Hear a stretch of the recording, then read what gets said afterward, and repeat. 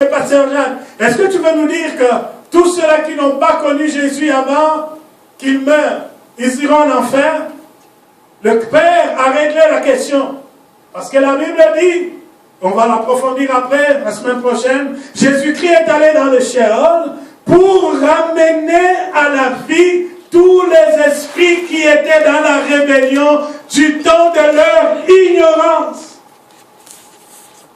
Quand ils criaient sur la croix, Père, pardonne-leur, il ne réglait pas seulement le problème de ses contemporains, il réglait le problème de ceux-là qui ont vécu avant et de tous ceux-là qui naîtront de la race humaine. Une fois pour toutes, je vais subir la colère sur le péché, mais à la fin, je vais leur offrir la possibilité de se remettre en ordre avec Dieu. Est-ce que tous ceux-là qui ne croient pas en Jésus maintenant et qui vont mourir de leur péché, ils verront quand même la grâce de Dieu parce que Jésus est mort sur la croix? Non. Ne peut être sauvé que quiconque croit au Christ. Le Christ veut dire celui qui était mort pour nos péchés. Si tu ne crois pas au pardon que Jésus a octroyé sur la croix, il n'y a pas de salut éternel. C'est clair dans la parole de Dieu. Donc je ne fête pas la Pâque comme de la même façon que celui qui va traverser les vitrines de Sainte-Catherine pour s'acheter des habits à rabais la période de Pâques. Nous ne le fêtons pas de la même façon. Il fête la Pâque dans l'ignorance. Moi je fête la Pâque dans la connaissance. Je sais que je me souviens que le Seigneur a sacrifié sa vie pour moi.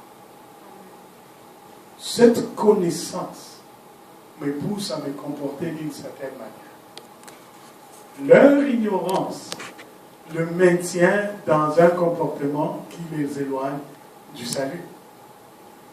Mais la révélation de la croix me pousse à me conduire de manière à me rapprocher de l'éternité. Voilà pourquoi aujourd'hui je voudrais utiliser les deux temps. D'un enseignement et d'une interpellation.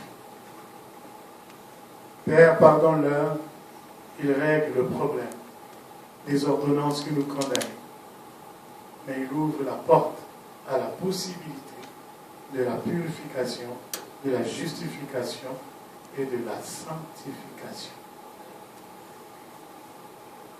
Qu'est-ce qui nous rend capable de nous sanctifier?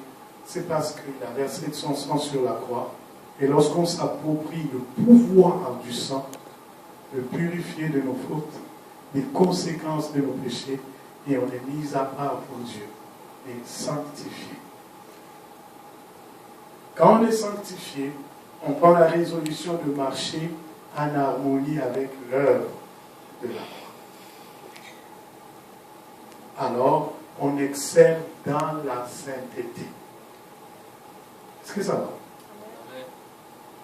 Plus on se sanctifie, plus on excelle dans la sainteté. J'ai réglé le problème de la première déclaration. La deuxième déclaration, c'est à celle-là qu'on va s'arrêter aujourd'hui. Jésus lui répondit, verset 43, en vérité, je te l'ai dit, aujourd'hui, tu seras avec moi dans le paradis. À qui Jésus s'adresse? À celui qui réprimande son frère sur la croix. Il dit, attends, tu ne crains même pas Dieu. Le fait que tu subisses le même châtiment que Jésus, qui n'a connu aucun péché. Ce qui nous arrive à nous est justice. Nous le méritons. Mais lui, il ne le mérite pas. Comment oses-tu lui parler sur ce ton-là? J'aime quand le païen défend même la cause du Christ. Et souvent, vous savez à quel moment le païen défend la cause du Christ? Quand il te regarde, comment tu te comportes, il se pose des questions. Il dit, mais attends, si vous vous priez, vous vous comportez comme ça. Et nous, alors, qu'est-ce qu'on va devenir? Parce qu'il sait déjà faire la différence entre ceux-là qui ont connu la puissance de la croix et ceux-là qui n'y ont pas encore accédé. Normalement, On devrait y avoir une différence entre ceux-là qui ont connu la croix et ceux-là qui ne l'ont pas encore accepté. Ceux qui l'ont connu, ils savent que c'était une faveur que Jésus nous a faite. Ils savent que, en fait, nous méritons la colère de Dieu. Nous méritons le châtiment. Mais Jésus, il a pris notre place. Celui qui connaît le secret de la croix, il n'oublie jamais d'où il vient. Nous étions soustraits de la grâce, du droit de cité, mais Jésus-Christ, en mourant sur la croix, il nous a donné le pouvoir de devenir des citoyens célestes. Le salut, nous ne l'avons pas mérité. Quelqu'un dit, tout est grâce. Dieu nous l'a octroyé et nous l'a donné par grâce. Et quand Jésus voit une telle attitude dans un malfaiteur, celui qui ne mérite aucune place parmi les hommes, Jésus le regarde et dit, aujourd'hui même, tu seras avec moi dans le lieu des délices, dans le paradis. Il l'a ramené dans ce que Dieu avait dit à Adam. La Bible dit que quand Dieu a fini de tout créer, il n'a pas créé l'Éden de la même façon que le reste de la création.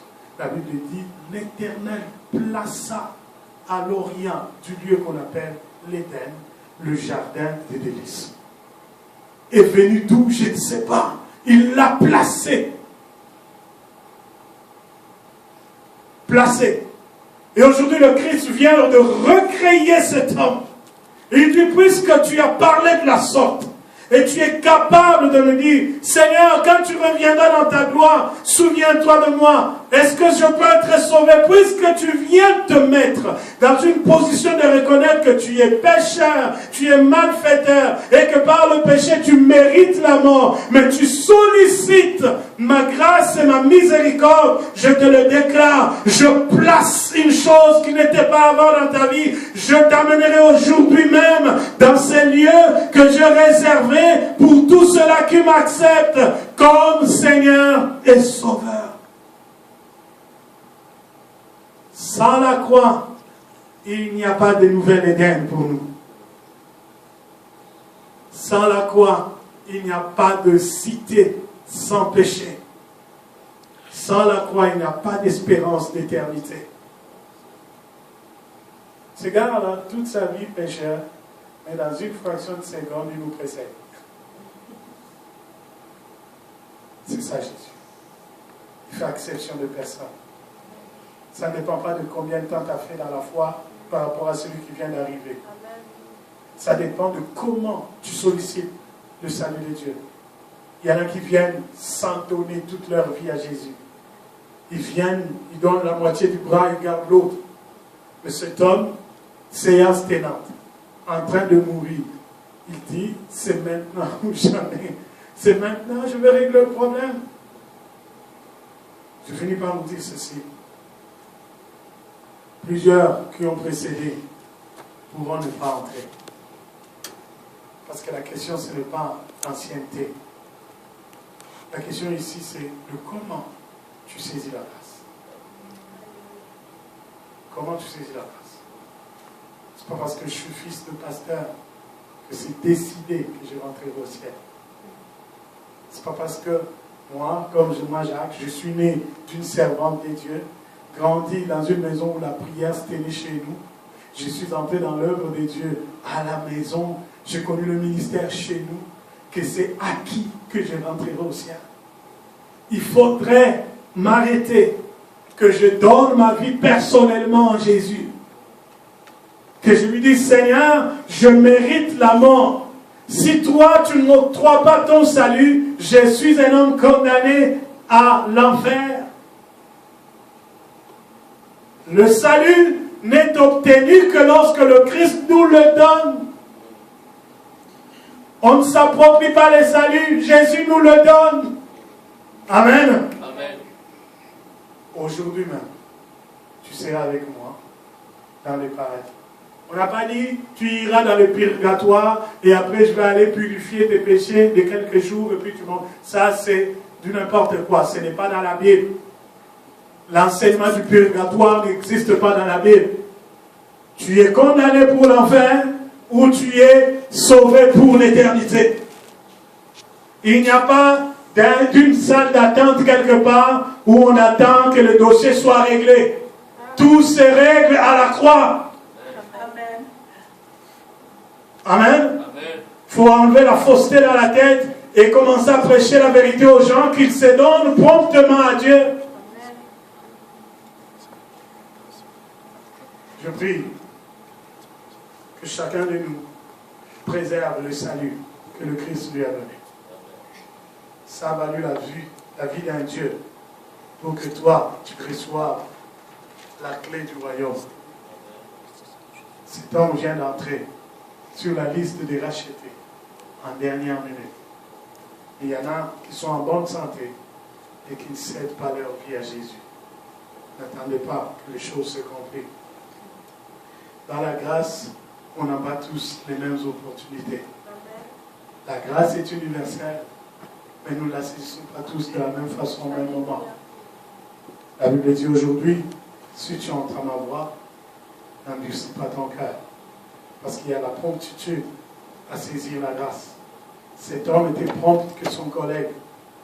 Il meurt au même moment que Jésus, l'autre niaise, mais lui il saisit. Il dit, non, je ne peux pas niaiser. C'est une grâce. Nous pouvons venir tous au même moment à l'église, mais nous ne vivons pas la relation avec Jésus dans la grâce. Je nous interpelle à saisir la grâce. Amen. On va prier.